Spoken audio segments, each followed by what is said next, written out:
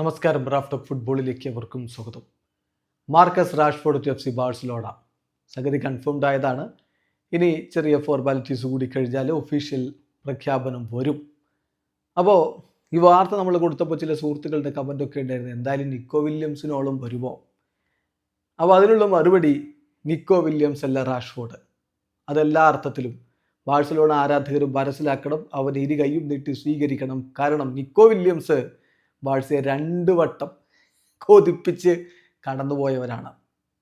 കഴിഞ്ഞ സീസണിൽ summer transfer വിൻഡോയിൽ നടന്നത് നമുക്കറിയാം. ഇപ്പോൾ ഈ സമ്മർ ട്രാൻസ്ഫർ വിൻഡോയിലും ഇങ്ങോട്ട് വിളിച്ച് വരാൻ തയ്യാറാണെന്ന് പറഞ്ഞ് അകരെ നെഗോസിയേഷൻസൊക്കെ നടത്തി അവൻ നിൽക്കുന്ന ക്ലബിൽ വലിയ ഒരു കോൺട്രാക്റ്റ് അവൻ ഒപ്പിച്ചെടുത്തു.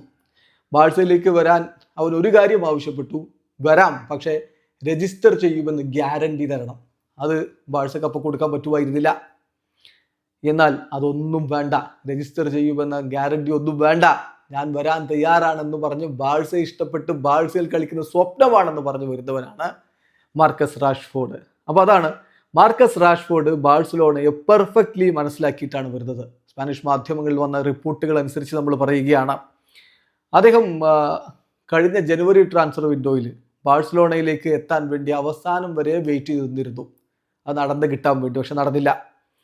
ഇപ്പോൾ ഈ സമ്മറിൽ ക്ലബ്ബ് ഫസ്റ്റ് ചോയ്സ് ആയിട്ട് ലൂയിസ് ഡേസിനെ കാണുന്നു എന്നൊക്കെ പറയുമ്പോഴും താൻ സെക്കൻഡ് ചോയ്സ് ആണ് ക്ലബിന് എന്നറിഞ്ഞപ്പോഴും അയാൾ അവിടെ വെയിറ്റ് ചെയ്ത് നിൽക്കുകയാണ് ചെയ്തത്.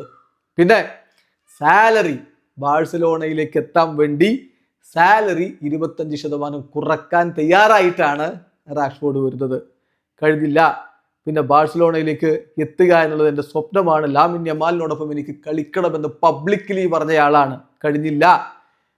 Agreed to join the club without guaranteed registration, register ചെയ്യുമെന്ന് ഒരു ഗ്യാരണ്ടിയും ഇല്ലാതെ, അങ്ങനെ ഒരു ഗ്യാരണ്ടിയും ആവശ്യപ്പെടാതെ ബാഴ്സലോണയിലേക്ക് എത്താൻ തയ്യാറായവനാണ് മാർക്കസ് റാഷ്ഫോർഡ്. അതുകൊണ്ട് ബാഴ്സ ആരാധകർ നിക്കോ വില്യംസിന്റെ മികവുണ്ടോ, നിക്കോ വില്യംസിനെ പോലെയാകുമോ എന്നൊന്നും ചോദിക്കണ്ട. നിക്കോയേക്കാൾ കൂടുതൽ ബാഴ്സയെ ഇഷ്ടപ്പെട്ട്, ബാഴ്സയെ സ്നേഹിച്ച്, ബാഴ്സയിൽ എത്തുന്ന സ്വപ്നം കണ്ട്, ബാഴ്സയ്ക്ക് വേണ്ടി തന്റെ സാലറി കുറച്ച്, ബാഴ്സയ്ക്ക് വേണ്ടി താൻ രജിസ്റ്റർ ചെയ്യപ്പെടുമെന്ന് ഒരു ഉറപ്പില്ലാതിരുന്നിട്ടും വരാൻ തയ്യാറായവൻ, ബാഴ്സയോട് ലോയലായവൻ, അതാണ് മാർക്കസ് റാഷ്ഫോർഡ്. അവർ ഇരു കയ്യും നീട്ടി അങ്ങ് സ്വീകരിച്ചേക്ക്. അതോടൊപ്പം തന്നെ ഒരു കാര്യം കൂടി പറയാനുള്ളത്, ഇംഗ്ലണ്ടിൽ നിന്ന് അങ്ങനെ ബാഴ്സയ്ക്ക് വേണ്ടി കളിക്കാൻ താരങ്ങൾ ഉണ്ടാവാറില്ലല്ലോ.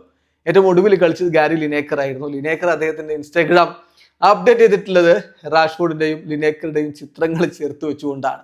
വീഡിയോ സാധിക്കുന്ന ഫുട്ബോൾ ലോകത്തെ കൂടുതൽ വിശേഷങ്ങളുമായി റാഫ്റ്റ് ഓഫ് ഫുട്ബോൾ.